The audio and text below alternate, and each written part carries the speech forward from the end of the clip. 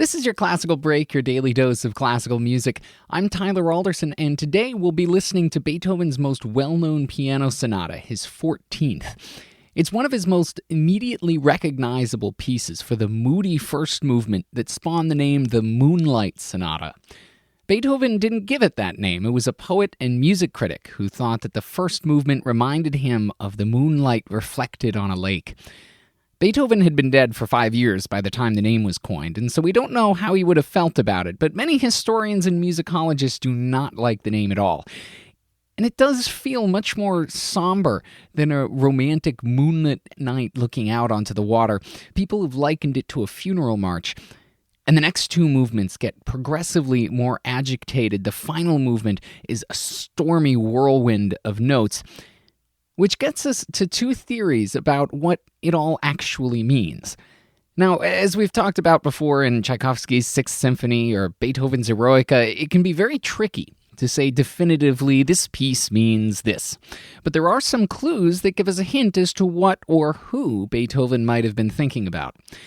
And I say whom because the first is the dedication to a woman named Giulietta Guicciardi. She was one of Beethoven's piano students from a noble family and apparently quite strikingly beautiful. She immediately caught Beethoven's eye, and he wrote to a friend about a, quote, sweet, enchanting girl who loves me and whom I love. He even said that he could see marrying her. But it wasn't that easy back then. There were a lot of other considerations that went into relationships and marriage. Beethoven also wrote, quote, she is not of my station, a realization that as a young, beautiful woman born into high society, she'd be expected to marry a nobleman, someone with the wealth and power that a composer and piano teacher could never dream of having.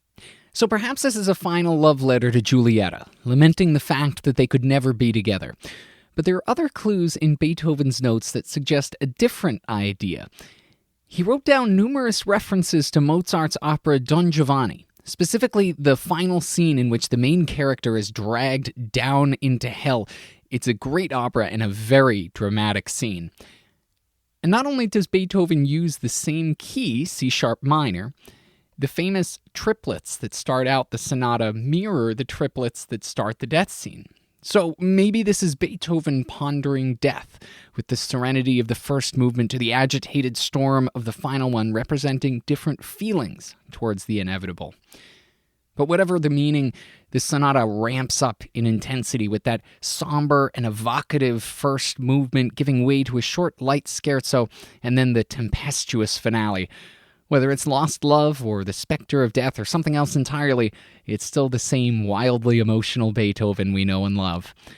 Here's Gleb Ivanov in a recording made at the Isabella Stewart Gardner Museum in Boston with Beethoven's 14th Piano Sonata.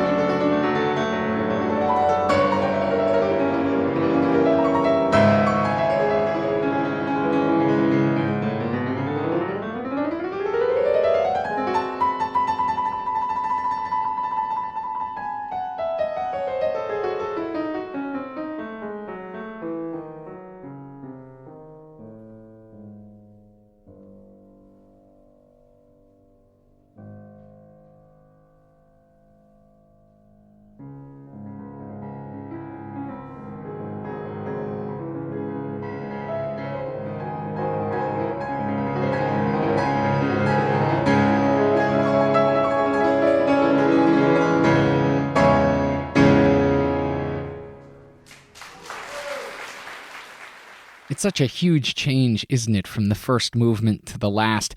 And the way that Beethoven structured the sonata is very different from how a sonata is, quote, supposed to be structured, another departure from the norm that was becoming the norm for Beethoven. Thanks to the Isabella Stewart Gardner Museum in Boston and Gleb Ivanov for putting that recording up on the web. You can check out more of their concert series podcast at their website, gardnermuseum.org. And thank you for listening. If you have the chance, please rate and review this podcast wherever it is that you're getting it. I'm Tyler Alderson, and tomorrow for your classical break, we're starting a 3-parter looking at Brahms' First Symphony. I'll see you then.